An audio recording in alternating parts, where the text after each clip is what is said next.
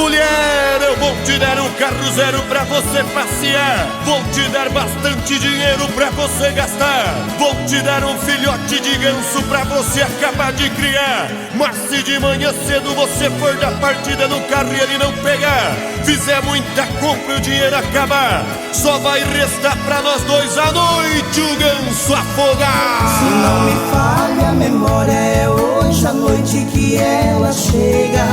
Estávamos separados e a minha vida era só tristeza.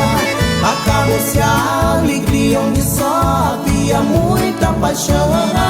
O golpe foi muito forte, escapou da morte meu coração. O golpe foi muito forte, escapou da morte meu coração.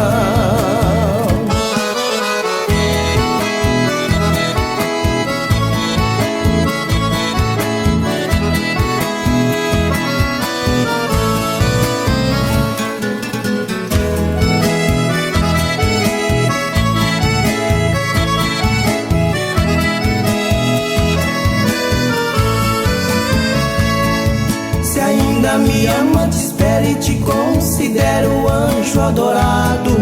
Não fosse ciúme louco, esse sufoco tinha acabado.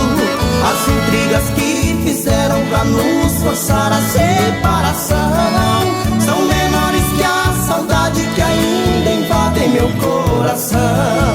São menores que a saudade que ainda invade meu coração.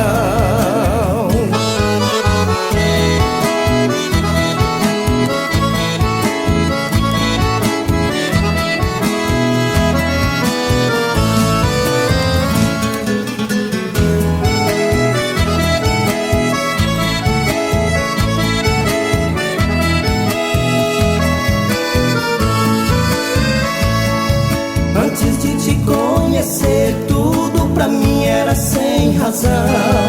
Andei bebendo demais pra ver se espantar